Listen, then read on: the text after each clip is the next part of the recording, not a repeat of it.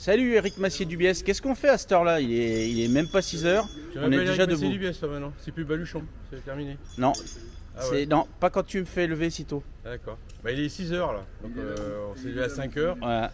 Et on est devant deux mémères historiques et on va faire un déchargement en essayant de rien casser. On va descendre une B2 1924 Autochenille et une C6 1931 Autochenille. On va aller rentrer dans la salle de vente de Cornette de Saint-Cyr et ça sera la première et dernière fois que vous verrez rouler ces voitures dans Paris. Donc il va falloir en profiter. Hein. Il va falloir en profiter, c'est tout de suite après.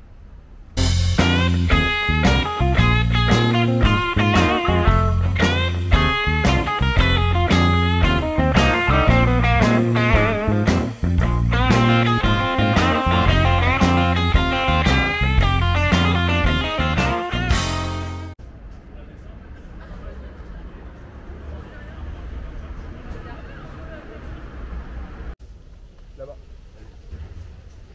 On est go. Il y a une moquette entre les deux normalement. Pas tard,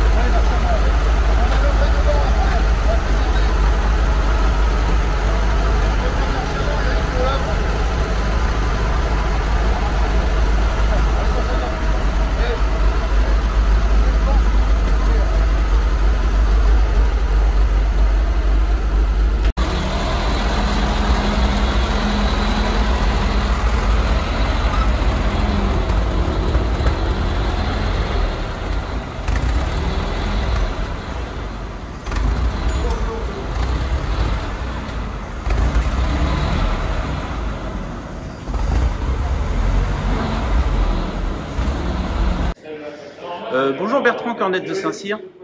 Bonjour. Qu'est-ce que ça fait d'accueillir des autochenilles comme ça dans une vente? Ah bah c'est un saut dans l'histoire totalement inespéré. Donc Mais on est en face d'une émotion qu'on n'aura qu'une fois. Ouais, c'est quand même totalement différent de ce que vous pouvez accueillir. Et là, vraiment, vous avez l'impression d'avoir un pas dans l'histoire en fait. Ah bah oui, là c'est vraiment même un pas de gymnastique là. Hein. Ouais, un pas de gymnastique. Et quel est le profil de l'acheteur pour ce genre de véhicule? Ah bah souvent des institutions, Ouais, des passionnés. Hein. Le spectre est quand même relativement étroit, ouais, hein, parce que c'est pas une voiture de sport. ouais. C'est quelque chose quand même de plus pointu, plus ancré dans l'histoire. Donc il y a un profil muséologique, il y a aussi un profil spécialiste Ouais, des croisières. oui, oui.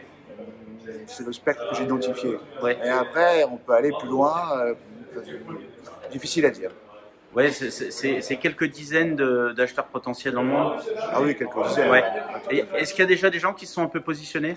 Il y a des gens qui On peut ont le des dire. informations Ouais. et qui vont, de toute façon, qui n'achèteront pas sans venir les voir. Oui, bien sûr, oui, Donc j'imagine. ça, c'est l'étape nécessaire. Ouais.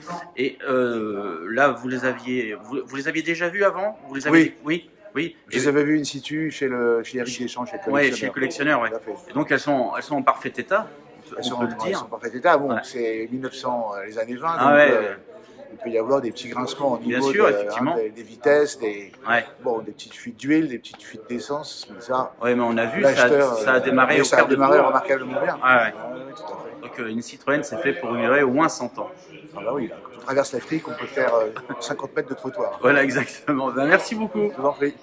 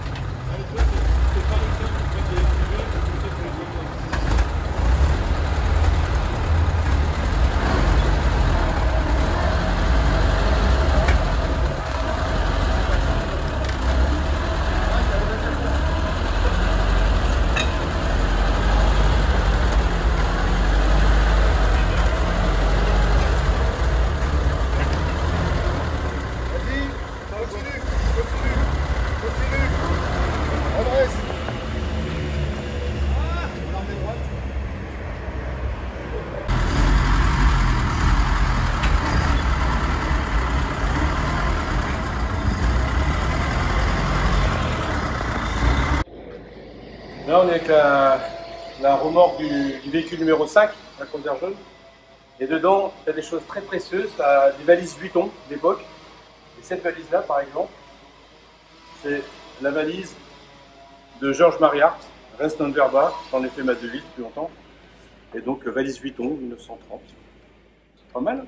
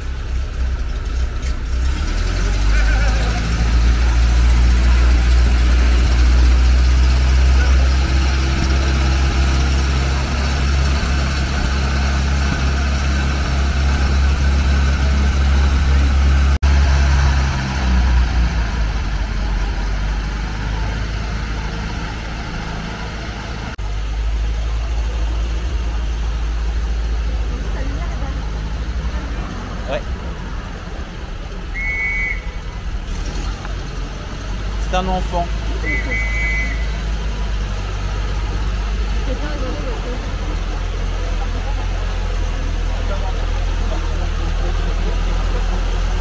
Moins vite!